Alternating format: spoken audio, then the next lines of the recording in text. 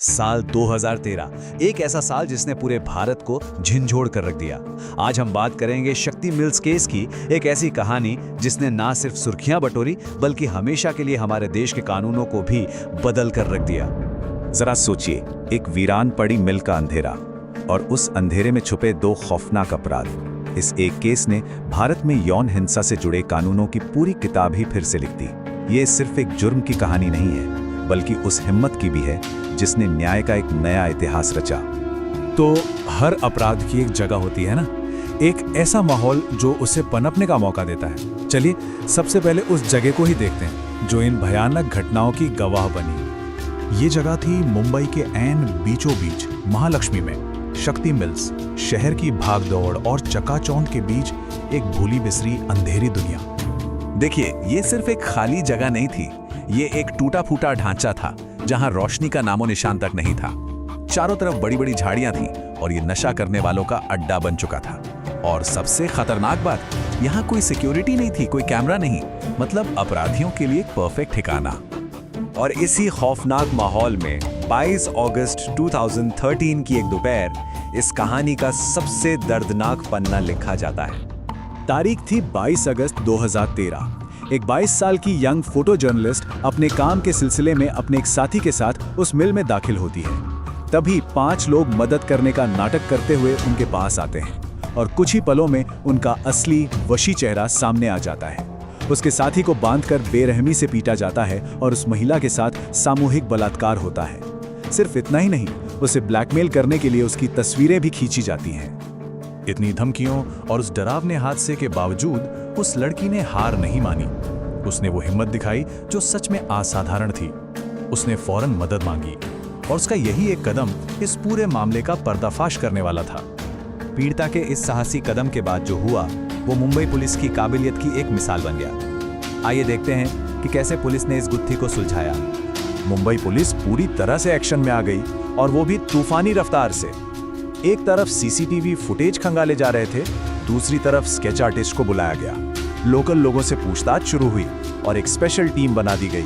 मतलब चारों तरफ से घेराबंदी शुरू हो गई थी। और इस तेज कार्रवाई का नतीजा हैरान कर देने वाला। सिर्फ 48 घंटे, जी हां 48 घंटों के अंदर सभी 5 आरोपी पुलिस की गिरफ्त में थे। ये मुंबई पुलिस की बेहतरीन प्लानिंग और तेजी का सबूत था। लेकिन कहानी यहां खत्म नहीं हुई। जब पुलिस ने आरोपियों से पूछताछ शुरू की तो एक ऐसा राज सामने आया जिसने सबको दहला कर रख दिया। जांच करने वालों को बहुत जल्द यह एहसास हो गया कि ये सिर्फ एक अपराध की बात नहीं है। इस गिरोह का एक और गहरा काला सच सामने आने वाला था। पता चला कि कुछ ही हफ्ते पहले 31 जुलाई को ठीक उसी जगह पर एक 19 साल की टेलीफोन ऑपरेटर के साथ भी यही दरिंदगी हुई थी। और अपराधी वही गैंग, 2 अलग-अलग लड़कियां, एक ही जगह और वही वहशी दरिंदे। और इस एक खुलासे ने सब कुछ बदल दिया। कानूनी तौर पर ये अपराधी अब रिपीट ऑफेंडर बन चुके थे, यानी आदतन मुजरिम। और ये एक ऐसा मोड़ था जिसने इस केस की दिशा और सजा दोनों को हमेशा के लिए बदल दिया। अब आते हैं इस कहानी के उस पड़ाव पर जहां भारत की न्यायपालिका ने एक ऐतिहासिक, एक लैंडमार्क फैसला सुनाया। देखिए, इस फैसले की जड़ें 2012 के निर्भया कांड से जुड़ी हैं। उस भयानक घटना के बाद कानून में एक बड़ा बदलाव आया था। एक नया प्रावधान जोड़ा गया जिसके मुताबिक अगर कोई व्यक्ति दोबारा बलात्कार का दोषी पाया जाता है तो उसे मौत की सजा भी हो सकती है। और शक्ति मिल्स हेस पहला ऐसा मामला बना जहां इस कानून का इस्तेमाल किया गया। तो नतीजा क्या निकला? जिन 3 अपराधियों को दोनों मामलों में दोषी पाया गया उन्हें मिली सजाए मौत, यानी मौत की सजा। एक को उम्र कैद हुई और जो नाबालिग था उस पर किशोर कानून के तहत मुकदमा चला। ये एक ऐसा फैसला था जिसने पूरे देश को एक बहुत कड़ा संदेश दिया। इस केस का असर सिर्फ अदालत के फैसले तक ही सीमित नहीं रहा। इसने हमारे समाज और हमारे कानून व्यवस्था पर एक बहुत गहरी और स्थायी छाप छोड़ी। सच कहूं तो ये केस भारत में एक बड़े बदलाव की वजह बना।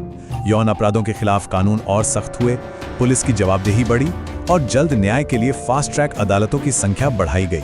अब सुनसान जगहों की सुरक्षा पर भी ज्यादा ध्यान दिया जाने लगा। और सबसे बड़ी बात, इसने बार बार अपराध करने वालों के लिए एक मिसाल कायम कर दी कि अब वे बच नहीं सकते। शक्ति मिल्स केस हमें हिम्मत, जवाबदेही और कानून की ताकत की याद दिलाता है, लेकिन ये अपने पीछे एक बहुत बड़ा सवाल छोड़ जाता है। क्या सिर्फ तेजी से मिला न्याय ही एक सुरक्षित समाज बनाने के लिए काफी है?